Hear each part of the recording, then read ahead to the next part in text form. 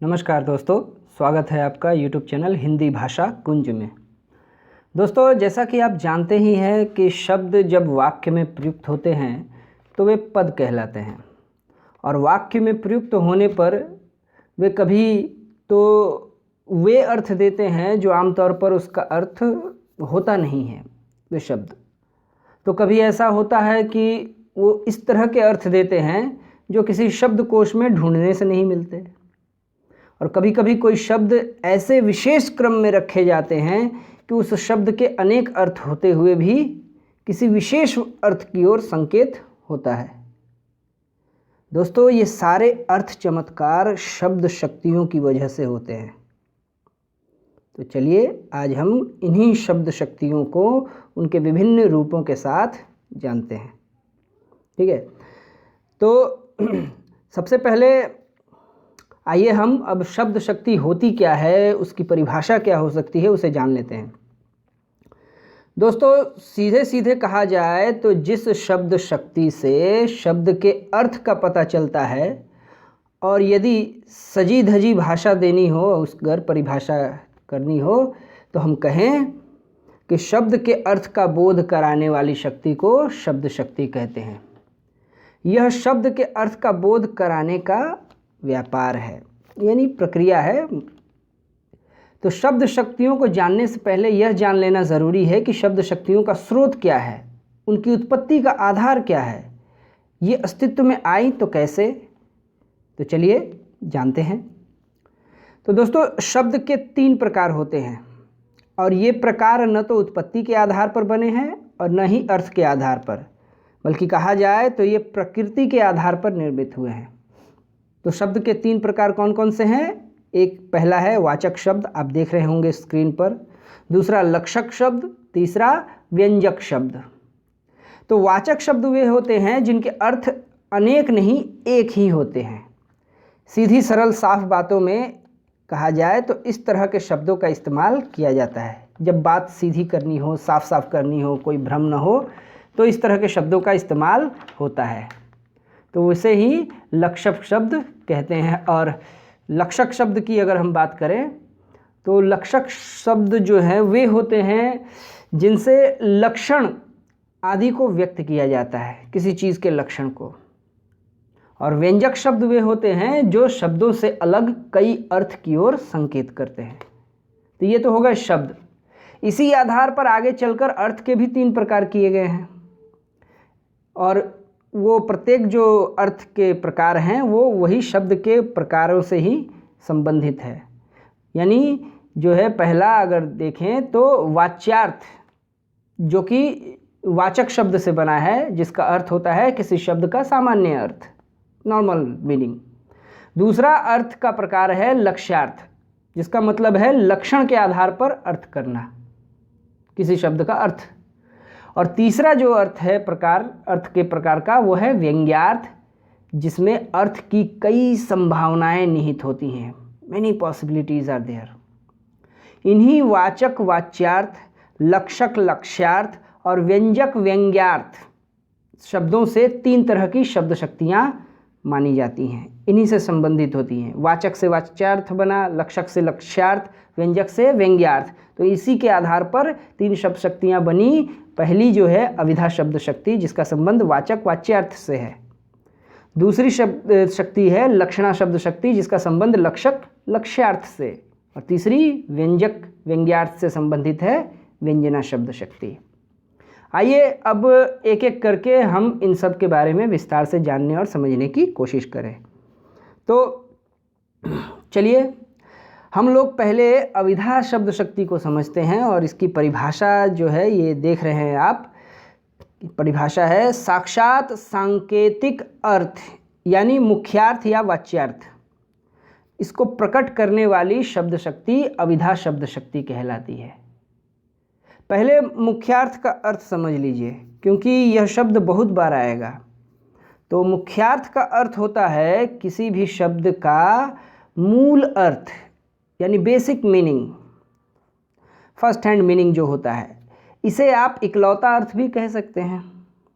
मतलब उस शब्द का एक ही अर्थ हो जिससे भ्रम की स्थिति उत्पन्न न हो।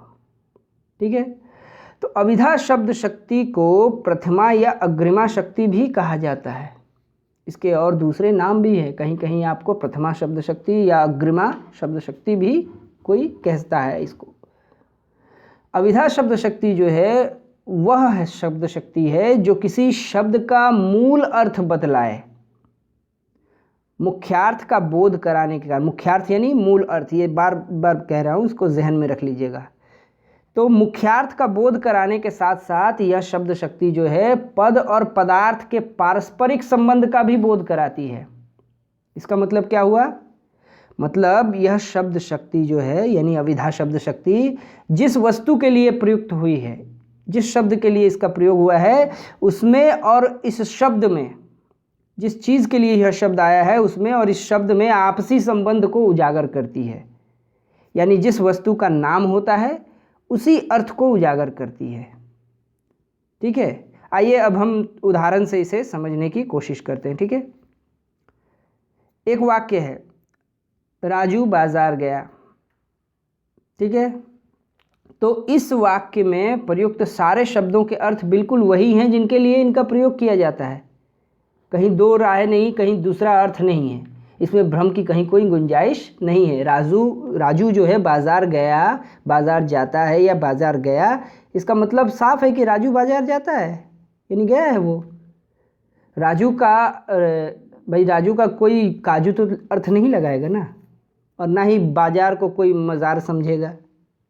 तो सिंपल है, साफ है, एकदम सीधा अर्थ है। तो इसी प्रकार दूसरा जो वाक्य है कि रमा पुस्तक पढ़ती है, इसका अर्थ वही है जो आप समझ रहे हैं या आप जो समझ रही हैं। अगर कोई महिला भी देख रही हो वीडियो तो वो भी समझ रहे हैं, जो वही है अर्थ। यानी रमा पुस्तक पढ़ती है यानी पुस्तक पढ़ती है भाई, इसमें कोई दूसरा अर्थ नहीं है। ठीक है, तो अविधा शब्द शक्ति जो है, अविधा शब्द शक्ति से तीन तरह के शब्दों के अर्थ का बोध होता है हमें, यानी तीन तरह के शब्द को हम लोग समझते हैं। तो ये जो शब्द हैं ये हमने व्याकरण में पढ़ा भी है, लेकिन यहाँ मैं बहुत थोड़ी सी चर्चा इसकी कर दूँ। तो पहला जो है वह है रूढ़ शब्द। अविधा शब्द शक्ति में रूढ़ शब्दों का जो है उसका भी अर्थबोध होता है। रूढ़ शब्द जो हैं वे होते हैं जिनके सार्थक खंड नहीं किए जा सकते, यानी जिसको हम अगर खंड करें तो वो मीनिंगफुल नहीं होंगे, और जो किसी विशेष अर्थ में रूढ़ हो गए हैं। रूढ़ हो गए का मतलब उस अर्थ के पीछे जो है कोई कारण जो है वो अज्ञात है, नहीं पता है, ठीक से रीजनेबल तर्क नहीं दिया जा सकता। जैसे पेड़, अब पेड़ जो शब्द है उसको अब खंड करेंगे पेड़ इस तरह से तो कोई मीनिंग नहीं निकलेगा। लेकिन पेड़ इसका नाम क्यों पड़ा, पेड़ को पेड़ कहते हैं तो क्यों कहते हैं, इसके पीछे कोई कारण नहीं है, कुछ कारण समझ में नहीं आता, बस लोगों ने कहना शुरू कर दिया, ये रूढ़ हो गया, यानी परंपरा द्वारा प्रचलित हो गया। ठीक है, तो ये रूढ़ शब्द का भी आप ध्यान रखेंगे। तो ये हो गया। अब जो है यौगिक शब्द जो है कहते हैं उसको, वे है दूसरा शब्द यौगिक शब्द, जो दो शब्दों के योग से बनते हैं, दो शब्दों को मिलाकर। ठीक है, तो जैसे आप कोई शब्द ले लीजिए रमेश। ठीक है, तो रमेश शब्द में रमा और ईश दो शब्द बने हैं, दोनों शब्द मीनिंगफुल हैं। यौगिक शब्द में जो दोनों शब्द होते हैं वो सार्थक होते हैं, दोनों का जो है मीनिंग निकलता है, तो वे यौगिक शब्द होते हैं, दो शब्द मिलकर बनते हैं। ठीक है, लेकिन रूढ़ शब्द में दो शब्द नहीं मिलते हैं। रूढ़ शब्द जो है एक शब्द है, वो एक ही शब्द है, उसको तोड़ेंगे तो कोई अर्थ नहीं निकलेगा। ठीक है, लेकिन यौगिक में क्या है, दो शब्द होते हैं जो मिलते हैं और बनता है। तो जैसे रमेश हुआ, और उसके बाद जो तीसरा जो शब्द का रूप है योग रूढ़, तो योग रूढ़ इस नाम से ही आपको अनुमान लग रहा होगा कि ये शब्द जो है ये वास्तव में यौगिक शब्द ही है जो किसी विशेष अर्थ में रूढ़ हो गया है। ठीक है, जैसे आप एक उदाहरण ले लीजिए, जलज जैसे है, जलज जो शब्द है, तो जलज जो शब्द है सामान्यतः जलज जो है जल धन जौ, जल प्लस जौ से बना है। जल जौ मीन्स होता है जन्म लेना, तो जल में जन्म लेने वाला, जिसका अर्थ होता है, सामान्य अर्थ ये होना चाहिए सभी जीव जंतु जो होंगे जो भी जल में जन्म लेते हैं, किंतु जलज कहने से केवल कमल का बोध होता है और कमल ही माना जाता है। क्यों? क्योंकि ये रूढ़ हो गया है इस अर्थ में, यानी ये जो है परंपरा द्वारा प्रचलित हो गया है। यानी कमल के फूल को, लोटस को जो है जलज कहा जाएगा। जलज का अर्थ जल युक्त ज, यानी दोनों शब्द हैं और यौगिक शब्द हैं, दोनों शब्द से मिला हुआ है जलज बना है। यानी ये यौगिक शब्द हैं किंतु एक विशेष अर्थ में रूढ़ हो गए हैं। ठीक है, तो ये हो गया ये योग रूढ़। तो इस तरह के शब्द जो हैं ये सब जो है अभिधा शब्द शक्ति का प्रयोग इनके लिए होता है। अब इन बातों की ओर आप विशेष रूप से ध्यान दें, ये ध्यान रखने वाली बातें हैं कि जब किसी पद में यमक अलंकार होता है तो वहाँ प्रायः अभिधा शब्द शक्ति का प्रयोग हम देखने को मिलता है, वो होता है। ठीक है, यमक अलंकार। यमक अलंकार कौन सा? अनुप्रास अलंकार से भिन्न होता है, यानी यहाँ जो है कोई शब्द एक से अधिक बार रिपीट होता है लेकिन उसके अर्थ में भिन्नता होती है। ठीक है, जैसे वो बहुत ही प्रसिद्ध उदाहरण है उसका, आपका रहीमन पानी राखिए बिन पानी सब सून, पानी गए न उबरे मोती मानुष चून। तो यहाँ पानी 3 बार आया है लेकिन तीनों बार उसका अर्थ अलग है, और वो अर्थ जो है अंतिम पंक्ति में मोती मानुष चून, इन तीनों से जुड़ा हुआ है। पहला पानी का संबंध मोती से है, दूसरा का मनुष्य से और तीसरा का चूना से। ठीक है, उनके संदर्भ में अर्थ भिन्न हो जाते हैं। ठीक है, तो वहाँ जो है उसके लिए प्रयुक्त है। तो यमक अलंकार में दूसरी जो बात ध्यान रखने वाली बात है कि कभी कभी उत्प्रेक्षा अलंकार जो है, उत्प्रेक्षा अलंकार के पदों में भी इस शब्द का जो है मुख्यार्थ यानी इसका मुख्य अर्थ यानी मेन अर्थ जो है, ठीक है, the real meaning, normal meaning, general meaning. ठीक है, आगे बढ़ते हैं। अब हम पढ़ते हैं दूसरी शक्ति को जिसका नाम है लक्षणा शब्द शक्ति। तो पहले परिभाषा देख लेते हैं हम लोग। तो परिभाषा क्या कहती है कि जहाँ मुख्यार्थ में बाधा उपस्थित होने पर रूढ़ी या प्रयोजन के आधार पर, लक्षणा में ये ध्यान रखने की ज़रूरत है, रूढ़ी या फिर प्रयोजन, इसके आधार पर मुख्यार्थ से संबंधित अन्य कोई अर्थ जो है उसको लक्षित किया जाता है, तो वहाँ लक्षणा शब्द शक्ति होती है। मतलब क्या हुआ इसका? इसका मतलब है कि जब शब्द का सामान्य अर्थ किसी वाक्य के मुख्य अर्थ को समझने में सहायक नहीं होता, तब लक्षणा अर्थात किसी लक्षण विशेष द्वारा उस अर्थ का ग्रहण किया जाता है, और यह अर्थ ग्रहण किसी रूढ़ी अर्थात पहले से प्रचलित मान्यता के अनुसार किया जाता है। जैसे गाय को क्या है, सीधे सरल व्यक्ति के स्वभाव को बतलाने के लिए किया जाता है इसका प्रयोग। कहते हैं ना, अरे वह तो गऊ है, इसका मतलब वह बहुत सीधा साधा है, आदमी थोड़ी गाय है। अब बोलेंगे वह गऊ है तो क्या आदमी गाय हो जाएगा? आदमी गाय कैसे हो सकता है? तो आदमी गाय नहीं हो सकता, गाय तो गाय है, आदमी आदमी है। लेकिन जब गाय से तुलना की जा रही है उसकी, तो उसको गाय का जो गुण है, उसका लक्षण जो है वो उस आदमी में भी है, इसलिए जो है लक्षण के आधार पर तुलना की जाती है यहाँ पर, तब ये बात उत्पन्न होती है। ठीक है, वहीं दूसरी जो स्थिति है, दूसरी स्थिति में आप देखें अगर, तो किसी विशेष प्रयोजन या उद्देश्य से भी लक्षण के आधार पर अर्थ ग्रहण किया जाता है। विशेष प्रयोजन से या किसी उद्देश्य, प्रयोजन या उद्देश्य से भी अर्थ ग्रहण किया जाता है लक्षण को ध्यान में रखकर। तो इस बात को हम आगे जो है लक्षणा के जो भेद पढ़ेंगे हम लोग, तो उसको और अच्छे से इसको हम लोग समझेंगे क्योंकि भेदों में आएगा। ठीक है, तो फिलहाल जो है हम आचार्य मम्मट की लक्षणा शब्द शक्ति से संबंधित परिभाषा देख लेते हैं। तो आचार्य मम्मट क्या कहते हैं? मुख्यार्थ बाधे तद योगे रूढ़ितोर्थ प्रयोजनात्, यानी मुख्यार्थ में बाधा हो तब उसके बाद जो है रूढ़ी और प्रयोजन से योग करके, रूढ़ी अथवा प्रयोजन के साथ जोड़कर, उस शब्द को रूढ़ी अथवा प्रयोजन के साथ जोड़कर अन्य अर्थो लक्ष्यते यत्सा लक्षणारोपिता क्रिया, यानी जो अन्य अर्थ है, जो मूल अर्थ है उस शब्द का, उस मूल अर्थ से भिन्न लक्षण के आधार पर जो अर्थ निकलेगा, अन्य अर्थ, उस अन्य अर्थ को लक्षित किया जाता है, और इस प्रक्रिया द्वारा, लक्षणा प्रक्रिया क्रिया द्वारा। ठीक है, तो ये जो है आचार्य मम्मट का मत है। ठीक है, इस प्रकार जो है इस परिभाषा से आचार्य मम्मट जो है वही बात कहते हैं जो अभी हमने ऊपर चर्चा की है। ठीक है, आचार्य मम्मट की परिभाषा देखने के बाद आइए अब हम यह समझ लें कि वे कौन कौन सी स्थितियां अथवा शर्तें हैं, उस शर्तों को जो लक्षणा शब्द शक्ति से अर्थ ग्रहण करने के लिए अपेक्षित हैं, यानी ज़रूरी हैं। तो पहली शर्त है क्या कि मुख्यार्थ में बाधा आ रही हो, अर्थात वाक्य का मूल अर्थ या शब्द का जो है मूल अर्थ समझने में बाधा का आना, ये आ रहा हो, तब वहाँ पर क्या होगी, लक्षणा द्वारा हम अर्थ करेंगे। दूसरी शर्त है कि मुख्यार्थ का लक्ष्यार्थ से संबंधित होना, यानी मुख्य अर्थ यानी ये जो सामान्य अर्थ है उसका संबंध लक्ष्यार्थ से हो, ऐसा नहीं कि वो संबंधित नहीं हो, यानी जो है मुख्य अर्थ और शब्द का सामान्य अर्थ आपस में संबंधित हों। ठीक है, ऐसा नहीं कि सामान्य अर्थ कुछ और है और मुख्य अर्थ कुछ और हो गया।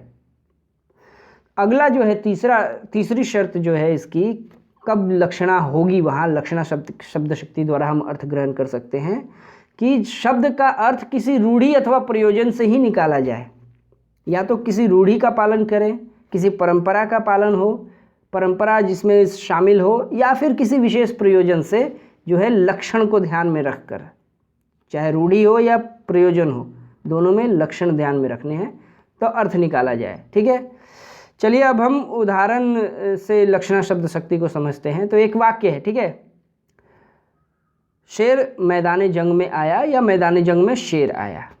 अब बताइए मैदान जंग में शेर का भला क्या काम, शेर तलवार लेकर जाएगा, भाला लेकर जाएगा। तो यहाँ शेर जो शब्द है वो वीर और साहसी पुरुषों के लिए प्रयोग किया गया है, अर्थात मैदान जंग में कोई वीर आ पहुँचा है। उसी प्रकार दूसरे वाक्य में भी जो देख रहे हैं आप, शेरनी अखाड़े में उतरी है, तो यहाँ शेरनी जो शब्द है वो साहसी स्त्री के लिए रूढ़ हो गया है, रूढ़ी का प्रयोग है यहाँ पर। शेर और शेरनी जो है कि शेर से तुलना, अगर किसी व्यक्ति को साहसी, चाहे वो स्त्री हो तो पुरुष हो तो शेर और स्त्री हो तो शेरनी, इस रूपों में जो है उसकी तुलना की जाती है। ये रूढ़ हो गया है, जैसे सारा साहस और सारा वीरता जो है वो शेर और शेरनियों ने ही ले रखा है, और दूसरे जो जीव जंतु हैं उनमें साहस नहीं है, ऐसा तो नहीं है, लेकिन ये रूढ़ हो गया है, यानी परंपरा द्वारा प्रचलित हो गया है। ठीक है, तो अब हम आगे चलते हैं। आइए अब लक्षणा शक्ति के भेदों को भी देख लेते हैं हम लोग। तो दोस्तों, लक्षणा जो शब्द शक्ति है उसके मुख्यतः दो प्रकार हैं। पहला है रूढ़ा लक्षणा, दूसरा प्रयोजनवती लक्षणा। रूढ़ा लक्षणा वहाँ होती है जहाँ मुख्यार्थ में बाधा होने पर रूढ़ी के आधार पर अर्थ ग्रहण किया जाता है। यहाँ रूढ़ी, ठीक है, रूढ़ा लक्षणा रूढ़ी से, ये ध्यान में रखिएगा, रूढ़ा रूढ़ी। ठीक है, तो रूढ़ी से अर्थ ग्रहण किया जाता है जब मुख्य अर्थ में बाधा उत्पन्न होती है। अभी हमने शेर और शेरनी का जो विशेष अर्थ उसकी चर्चा की, तो वह रूढ़ा लक्षणा का ही उदाहरण है। रूढ़ा लक्षणा में कोई शब्द किसी विशेष अर्थ में रूढ़ हो जाता है, यानी परंपरा द्वारा अर्थात समाज द्वारा उस अर्थ में स्वीकृत हो जाता है, भले ही वो तर्कसंगत हो या न हो, उससे फ़र्क नहीं पड़ता, बस समाज उसको मानता है और परंपरा से चला आ रहा है, बस वही काफ़ी है। तो अब यहाँ जो दो वाक्य दिए जा रहे हैं, देखिए, पहला है रानी लक्ष्मीबाई शेरनी है, और दूसरा वाक्य है ज़बान को लगाम दो। इसमें लक्ष्मीबाई में शेरनी के लक्षण होने के कारण उन्हें शेरनी कहा गया है, और दूसरे वाक्य में लगाम जो है, लगाम में नियंत्रण का भाव है, कंट्रोल का, घोड़ों को नियंत्रित करने के लिए लगाम लगाई जाती है। उसी प्रकार यहाँ ज़बान अर्थात बातों पर लगाम यानी नियंत्रण रखने की बात कही जा रही है। तो यहाँ लगाम के लक्षण का आरोपण ज़बान पर किया जा रहा है, इसलिए इसमें रूढ़ी के अनुसार अर्थ ग्रहण करने के कारण होने के कारण यहाँ रूढ़ा लक्षणा है। ठीक है, अब लक्षणा का जो दूसरा भेद है जिसको हम प्रयोजनवती लक्षणा कहते हैं, ठीक है, वो है, जैसा कि नाम से ही पता चल रहा है कि इस लक्षणा में प्रयोजन अर्थात उद्देश्य शब्द के अर्थ ग्रहण करने का ये माध्यम होता है, शब्द अर्थ ग्रहण करे उसका माध्यम बनता है। ठीक है, तो प्रयोजनवती लक्षणा की परिभाषा जो है सबसे पहले देख लेते हैं, इस प्रकार है कि जहाँ किसी विशेष प्रयोजन के लिए मुख्यार्थ को बाधित कर किसी विशेष उद्देश्य के लिए जो मुख्य अर्थ है, यानी उस कोई जब शब्द प्रयोग किया गया है, जो शब्द उसका जो मुख्य अर्थ है, सामान्य अर्थ है, उसको बाधित करके, यहाँ बाधित किया जाता है कवि द्वारा, उससे संबंधित लक्ष्यार्थ का बोध होता है, यानी उससे रिलेटेड जो लक्ष्यार्थ है, यानी लक्ष्यार्थ यानी लेखक का, कवि का जो लक्ष्य है बताना, वो लक्ष्य वाला अर्थ, उसका बोध हो। ठीक है, तो वहाँ प्रयोजनवती लक्षणा होती है। अर्थात प्रयोजनवती लक्षणा में मुख्यार्थ यानी शब्दों का मूल अर्थ किसी विशेष उद्देश्य से बाधित होगा, किंतु लक्ष्यार्थ यानी जो एक्सपेक्टेड अर्थ है उसकी प्राप्ति मुख्यार्थ से संबंधित होगी। ये नहीं कि संबंध नहीं रखेगा, संबंधित होगा, लेकिन उसको बाधित किया गया होगा कवि द्वारा। यानी जो गहरा अर्थ होगा वह सामान्य अर्थ से बिल्कुल भी भिन्न नहीं होगा। एक्चुअली वह अर्थ मूल अर्थ पर ही आधारित होगा। जैसे हम एक उदाहरण लेते हैं, जैसे देखिए सामने से हड्डियों का ढांचा चला आ रहा है, ठीक है, तो यहाँ हड्डियों का ढांचा का सामान्य अर्थ तो यही है कि हड्डियों का कोई एक स्ट्रक्चर, किंतु यहाँ इस वाक्य का लक्ष्यार्थ है एक ऐसा आदमी जिसके शरीर की हड्डियाँ भूख और कुपोषण से इस कदर उभरी हैं कि वह एक नर कंकाल मात्र रह गया है। ठीक है, यह लक्ष्यार्थ मुख्य अर्थ से बिल्कुल ही असंबद्ध नहीं है। यहाँ हड्डियों का ढांचा का प्रयोग विशेष प्रयोजन के लिए किया गया है, जो उस व्यक्ति की भूखमरी और दरिद्रता को दर्शाने के लिए है। अगर हम सामान्य रूप से प्रयोग कर दें कि देखो भाई वो आदमी आ रहा है, उसकी हड्डियां निकली हुई हैं, ये सब, तो वो शब्द चमत्कार नहीं उत्पन्न होगा, वो अर्थ की गरिमा नहीं आएगी। ठीक है, वहीं दूसरे वाक्य में अगर हम देखें कि जो दूसरा वाक्य आपका है वह लड़की तो गऊ है, ठीक है, जैसा कि थोड़ी देर पहले हमने चर्चा किया, तो उस वाक्य में गऊ यानी गाय के लक्षण का आरोपण किया गया है उस लड़की पर, किंतु एक विशेष प्रयोजन से किया गया है। लड़की को गऊ कहने का प्रयोजन ये है कि वो उस लड़की का भोलापन और सादगी को दर्शाना चाहता है कवि, कि लड़की जो है वो उस गाय की तरह सीधी है, सादी है, ज़्यादा जो है माने टेढ़ा बेकार नहीं करती है। तो इस तरह का अर्थ जो है वो दिखाना चाहता है कवि, इसलिए वो कर रहा है। ठीक है, तो दोस्तों प्रयोजनवती जो लक्षणा है उसके भी दो प्रकार होते हैं। अभी हमने जो लक्षणा देखा, सबसे पहला जो रूढ़ा लक्षणा, उसके बाद प्रयोजनवती लक्षणा, ये लक्षणा के मूल दो भेद हुए। तो रूढ़ा लक्षणा तो हो गया, उसके बाद प्रयोजनवती लक्षणा के भी दो भेद हैं। ठीक है, तो वे हैं एक गौणी लक्षणा और दूसरा है शुद्धा लक्षणा। तो आइए अब इन दोनों को देखते हैं, इन दोनों को जानने की कोशिश करते हैं। तो गौणी लक्षणा का प्रयोग वहाँ होता है जहाँ गुण सादृश्यता यानी गुण की समानता के आधार पर लक्ष्यार्थ का बोध होता है। नाम है गौणी लक्षणा, गौण से गौणी, गौण का अर्थ क्या होता है? Less important, it's not so important. Okay, तो गौणी लक्षणा नाम से ही आप कुछ कुछ अनुमान लगा लेते हैं। और गौणी जो है ये गुण से, यहाँ पर जो है गुण से बना हुआ है, यानी गुण से गौणी हुआ है, तो गौणी का अर्थ यहाँ गुण होगा। वो जो पहले जो कहा उसको नहीं जहन में रखिएगा।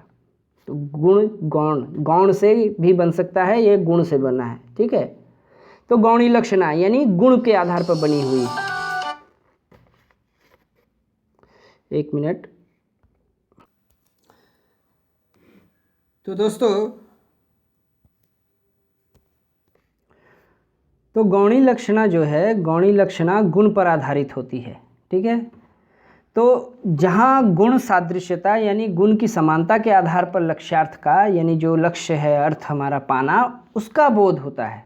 ठीक है, तो वहाँ होती है ये गौणी लक्षणा। जैसे नयन कमल है, ठीक है, तो यहाँ नयन की आकृति कमल की पंखुड़ी की तरह होने के कारण नयन से तुलना की गई है कमल की, नयनों की कमल से तुलना की गई है, नयनों को कमल कहा गया है। वहाँ वह भी इसी आधार पर जो कहा गया है, जैसे कि भगवान विष्णु और उनके अवतार रामचंद्र को भी कमल नयन कहा जाता है। ठीक है, तो उसका भी आधार यही है। मुख्य बात यही है कि आँख और कमल में आकृति मूलक गुण सादृश्यता यानी समानता है। उसी प्रकार दूसरा है वाक्य मुख चंद्र है। तो इस वाक्य में मुख का सौंदर्य चंद्रमा के सौंदर्य उसकी दीप्ति के समान होने के कारण गुण सादृश्यता के अंतर्गत मुख को चंद्र कहा गया है। इसमें और भी कुछ बताने की ज़रूरत है क्या भाई? आपने न जाने कितने गाने सुने होंगे जिनमें नायिका के मुख के सौंदर्य की तुलना चांद से की गई है, चांद छुपा बादल में वगैरह वगैरह। तो अतः जहाँ भी गुण सादृश्यता के आधार पर तुलना की जाए वहाँ गौणी लक्षणा होती है। ठीक है, आपने कर्मधारय समास पढ़ा होगा। तो कर्मधारय समास के अंतर्गत जितने भी उपमेय उपमान संबंध वाले पद होते हैं वे सभी गौणी लक्षणा के ही उदाहरण हैं। ठीक है, तो प्रयोजनवती लक्षणा का जो दूसरा प्रकार है वो दूसरा प्रकार है शुद्धा लक्षणा। तो गौणी लक्षणा में हमने देखा था कि गुण सादृश्यता अर्थ ग्रहण करने का आधार थी, किंतु शुद्धा लक्षणा में गुण सादृश्यता ही वर्जित है, यानी उसी की मनाही है, यानी वो नहीं होगी, यानी गुण सादृश्यता नहीं होनी चाहिए। गुण सादृश्यता को छोड़कर अन्य कोई भी आधार हो तो चलेगा, जैसे सामीप्य संबंध या साहचर्य संबंध। इन संबंधों के लक्षण से जहाँ अर्थ ग्रहण किया जाता है वहाँ शुद्धा लक्षणा होती है। जैसे देखिए एक वाक्य है, खाकी वर्दी आ रही है। इसमें दो चीज़ों में गुण सादृश्यता नहीं दिखाई गई है। यहाँ खाकी वर्दी खुद ब खुद तो नहीं आएगी ना बाबा, जाहिर है कोई पुलिस वाला उसे पहन कर आ रहा होगा। खाकी वर्दी के पांव थोड़ी हैं। यहाँ खाकी वर्दी और पुलिस वाले में साहचर्य का संबंध है, दोनों साथ ही साथ होंगे। उसी प्रकार जो दूसरा वाक्य है कि मेरे सिर पर बैठोगे क्या, इसमें भी कोई व्यक्ति सच में किसी के सिर पर तो नहीं बैठना चाह रहा है ना, बल्कि वह उसके बिल्कुल समीप एकदम सट कर बैठने की कोशिश कर रहा है। तो इस कोशिश में है वो, अतः यहाँ सामीप्य संबंध होने के कारण शुद्धा लक्षणा है। ठीक है दोस्तों, वैसे तो गौणी लक्षणा और शुद्धा लक्षणा के भी दो भेद होते हैं। ठीक है, जो अभी हमने देखा लक्षणा के दो भेद, एक है गौणी लक्षणा और शुद्धा लक्षणा। तो फिर शुद्धा गौणी लक्षणा को देखने के बाद प्रयोजनवती लक्षणा के दो भेद थे, ये गौणी और शुद्धा। इसके बाद और भी इनके भेद हो हैं, किंतु हम उतना नहीं देखेंगे, डिटेल में उतना नहीं जाएंगे, क्योंकि प्रतियोगी परीक्षाओं में इतना पूछा नहीं जाता है। इसलिए यहाँ मैं सिर्फ नाम बता दे रहा हूँ आपका। ठीक है, जैसे गौणी लक्षणा के जो दो भेद हैं, एक है सारोपा लक्षणा और साध्यावसाना लक्षणा। ठीक है, ये गौणी लक्षणा के दो भेद हैं। वहीं शुद्धा लक्षणा की बात अगर करें तो उपादान लक्षणा और लक्षण लक्षणा। ठीक है, ये दो भेद हैं उसके। ठीक है, तो ये अब बस ऐसे ही जानकारी के लिए रख लीजिएगा, वैसे ये पूछा नहीं जाता है इतना डिटेल में। अब आइए आगे बढ़ते हैं हम। अब व्यंजना शक्ति की ओर हमारा झुकाव होगा। ठीक है, आइए अब हम व्यंजना शक्ति समझें। तो व्यंजना शब्द शक्ति को सर्वाधिक ऊंचा स्थान प्राप्त है। साहित्य में उसी रचना को महत्वपूर्ण और कालजयी माना जाता है जिसमें अधिक व्यंजनात्मकता होती है। व्यंजना शक्ति न केवल रचना के सौंदर्य को बढ़ा देती है वरन उसको कालजयी भी बना देती है। व्यंजना शक्ति की परिभाषा अब हम थोड़ा देख लेते हैं। ठीक है, तो व्यंजना शक्ति की परिभाषा इस प्रकार है कि जब किसी शब्द के अभिप्रेत अर्थ का बोध, यानी अभिप्रेत यानी जो हम इच्छा कर रहे हैं जानने की, यानी जो हम एक्सपेक्ट कर रहे हैं, एक्सपेक्टेड मीनिंग। ठीक है, तो जब किसी शब्द के अभिप्रेत अर्थ का बोध न तो मुख्यार्थ से होता है और न लक्ष्यार्थ से, यानी न अविधा से न लक्षणा से अर्थ निकलता है, अपितु कथन के संदर्भ के अनुसार, यानी किसी भी जब किसी शब्द का जो एक्सपेक्टेड मीनिंग है वो न अविधा से निकले न लक्षणा से निकले, किंतु डिफरेंस के आधार पर संदर्भ के अनुसार अगर अलग अलग अर्थ से या फिर व्यंग्यार्थ से वो प्रकट होता हो तो वहाँ वह कहलाता है व्यंजक शब्द। ठीक है, उसके द्वारा प्रकट होने वाला अर्थ व्यंग्यार्थ या ध्वन्यार्थ कहलाता है। ठीक है, और उस शब्द शक्ति को जो व्यंजना शब्द शक्ति हम कहते हैं। तो ये बात ये हुई, इसका अर्थ ये हुआ कि जब किसी शब्द के अर्थ ग्रहण में अभिधा और लक्षणा जो शब्द शक्ति है का प्रयोग व्यर्थ हो जाता है, तब व्यंजना शब्द शक्ति द्वारा उस शब्द का अर्थ ग्रहण किया जाता है। किंतु कथन जो कहा गया है, यानी जो बात कही गई है, उसके अलग अलग संदर्भ यानी रेफरेंसेस के साथ उसके अर्थ में भी परिवर्तन होता चला जाता है। इसका मतलब यह है कि व्यंजना शब्द शक्ति में शब्द का कोई एक निश्चित अर्थ नहीं होता, अलग अलग संदर्भ उस शब्द के अर्थ में परिवर्तन लाते चलते हैं, परिवर्तन करते चलते हैं। किंतु ये सारे अर्थ मूल अर्थ ग्रहण के बाद ही होते हैं। सबसे पहले तो उसका मूल अर्थ ही समझना होता है, उसके बाद जो है ये जो संकेतित अर्थ हैं वो समझने होते हैं।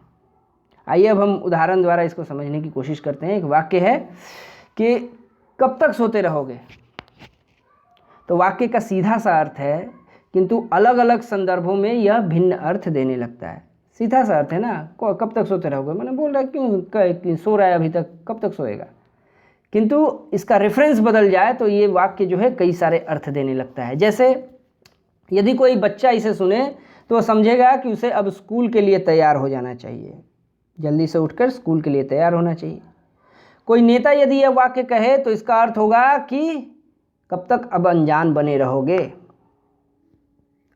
और यदि कोई आध्यात्मिक गुरु यह बात कहे तो इसका अर्थ होगा कि और कब तक आत्मज्ञान से दूर अज्ञान के अंधेरे में पड़े रहोगे बालक, नगर के पालक। इसी प्रकार एक दूसरा वाक्य ही है, देखिए, जैसे शाम हो गई, ठीक है। कोई किसान इस बात को सुनेगा तो उसके लिए अर्थ होगा कि अब खेत से घर जाने का वक्त हो गया, चलो भाई आज कर लिया, फिर कल करेंगे, काम बाकी है। और यदि कोई मज़दूर सुनेगा तो वो खुशी होगी, उसको खुशी से यह सोचेगा कि चलो आज तो छुट्टी हो गई। किसान और मज़दूर दोनों में आज हो जाने की, चलो आज ख़त्म हुआ है, इस बात का अर्थ होता है, लेकिन दोनों में भिन्नता होती है। मज़दूर जो है सामान्यतः जो है वो दिहाड़ी पर मिलता है, लेकिन किसान का जो है दिहाड़ी वाली बात नहीं है। किसान जो है वो काम तो उसको करना ही है, तो चलो हो गया, अब कल देखेंगे, इस तरह का भाव होता है उसका। लेकिन मज़दूर बोलता है चलो आज के लिए तो छुट्टी हो गई, ठीक है। और यदि कोई गृहिणी अगर यह सुनेगी शाम हो गई तो उसके लिए इसका अर्थ होगा कि अब रात के भोजन की तैयारी में लगना चाहिए, शाम हो गई है। अतः हम क्या देखते हैं कि व्यंजना शब्द शक्ति अलग अलग संदर्भों में व्यक्ति विशेष के लिए अलग अलग अर्थ ग्रहण करती है। तो व्यंजना शब्द शक्ति को जो है ध्वन्यार्थ भी कहा जाता है, ठीक है। अभी थोड़ी देर पहले हमने चर्चा की, व्यंग्यार्थ या ध्वन्यार्थ कहते हैं, ठीक है। तो ध्वन्यार्थ इसलिए कहा जाता है क्योंकि इसमें अर्थ ध्वनित होता है। जैसे किसी घंटे पर चोट करने पर एक जोर की टंकार होती है और उसके बाद बिना आघात किए भी देर तक मंद मंद झंकार निकलती रहती है, उसी प्रकार व्यंजना शब्द शक्ति में भी पहले तो शब्द के मुख्य अर्थ का बोध होता है, ढक करके धक्का, किंतु उसके बाद जो वक्ता है यानी स्पीकर, श्रोता, लिसनर्स और संदर्भ रेफरेंसेस के भेद से अन्य अनेक अर्थ ध्वनित होते हैं। इसीलिए व्यंजना शब्द शक्ति को ध्वन्यार्थ भी कहा जाता है, ठीक है। आइए अब व्यंजना शब्द शक्ति के प्रकारों को भी जान लेते हैं हमने लक्षणा को जाना, उसके भेदों को, तो अब व्यंजना को भी जानना चाहिए, उसके भेद हैं। तो दोस्तों व्यंजना जो शब्द शक्ति है उसके दो प्रकार होते हैं, ठीक है। पहला है शाब्दी व्यंजना तथा दूसरा आर्थी व्यंजना। शाब्दी व्यंजना नाम से ही पता चल रहा है, ठीक है, शब्द। तो शाब्दी व्यंजना जो है वहाँ होती है जहाँ शब्द विशेष के कारण व्यंग्यार्थ या ध्वन्यार्थ का बोध होता है। सिंपल डेफिनेशन, शब्द विशेष के कारण व्यंग्यार्थ का बोध होता है।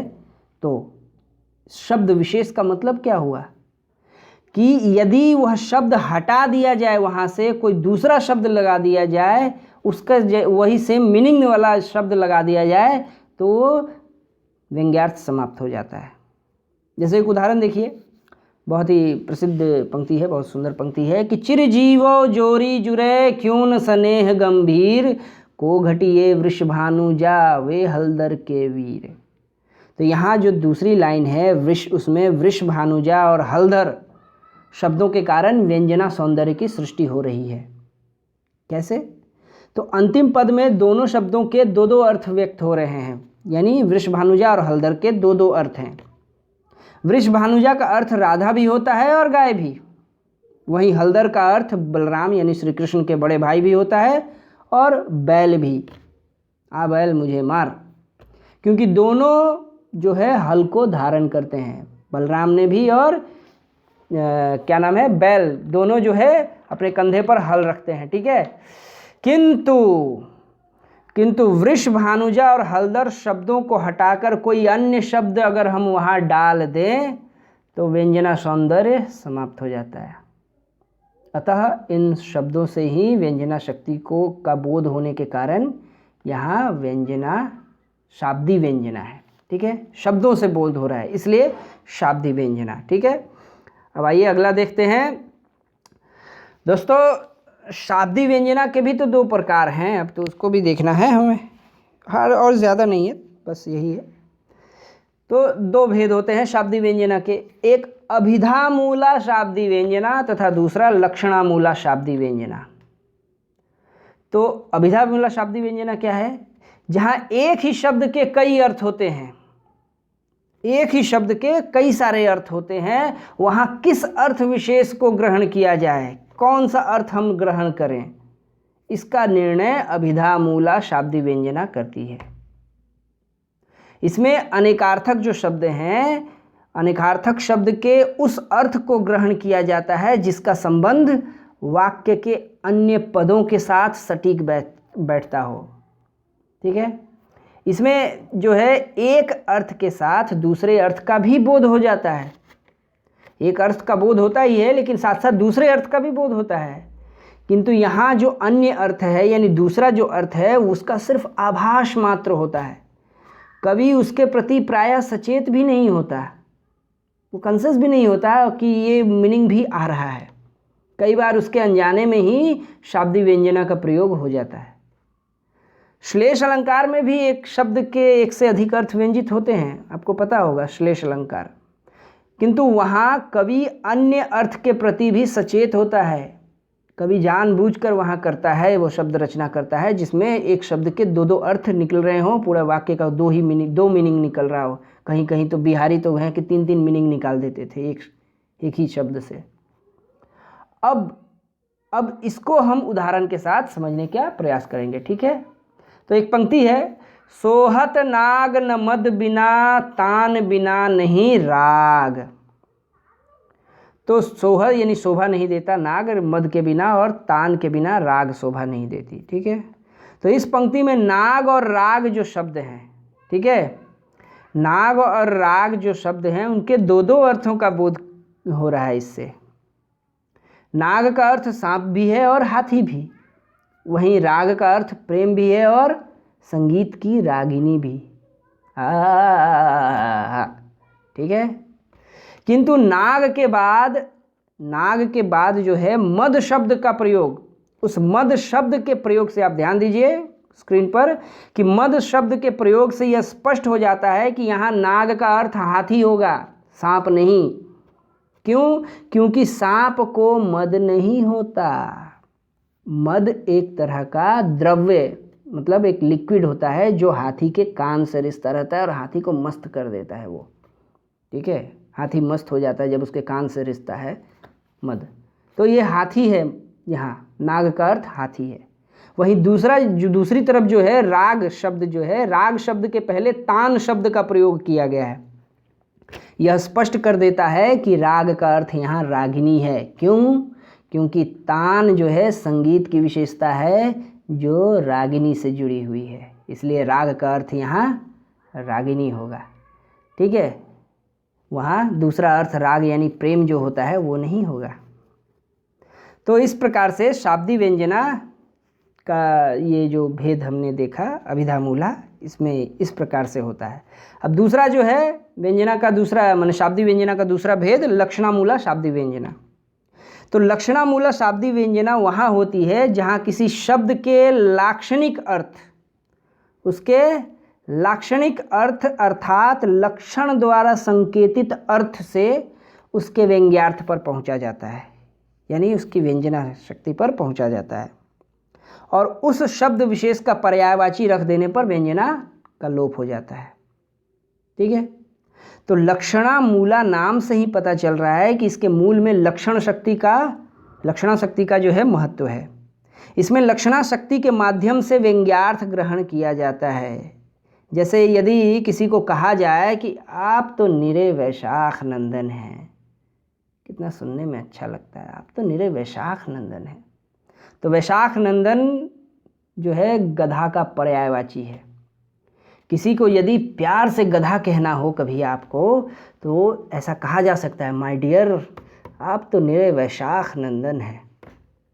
यहाँ वैशाख नंदन की जगह हम यदि गधा या खर या कोई दूसरा पर्यायवाची उसका लगाएं, उसका प्रयोग करें, तो व्यंजना सौंदर्य समाप्त हो जाता है। ठीक है, तो ये मस्त है। अगली देखते हैं हम आर्थी व्यंजना। ठीक है, तो दोस्तों हमने अभी तक शाब्दी व्यंजना के दोनों भेदों को जाना, अब हम आर्थी व्यंजना को समझते हैं। इस वीडियो का ये आखिरी बिंदु भी है, अब वीडियो समाप्त होने वाली है। तो आर्थी व्यंजना वहाँ होती है जहाँ व्यंजना किसी शब्द विशेष पर आधारित न होकर अर्थ पर आधारित होती है। शब्द पर नहीं आधारित होती बल्कि अर्थ पर आधारित होती है, कोई भी विशेष शब्द पर नहीं फोकस्ड होता। अब इस उदाहरण को देखिए, मैथिली शरण गुप्त जी की ये बहुत ही प्रसिद्ध पंक्ति है, अबला जीवन हाय तेरी यही कहानी, आंचल में है दूध और आँखों में पानी। अब गौर करें तो देखेंगे कि यहाँ किसी शब्द विशेष द्वारा व्यंजना सौंदर्य उत्पन्न नहीं हो रहा है, बल्कि संपूर्ण पद ही नारी के ममत्व भाव एवं उसके दुखमय जीवन और दुख सहते जाने की नियति का अर्थ व्यंजित कर रहा है। आमतौर पर नारियों का जीवन क्या है? दूसरों के लिए उसके पास स्नेह और ममता का भाव है, किंतु रिटर्न में उसे दूसरों ने सिर्फ आंसू ही दिए हैं।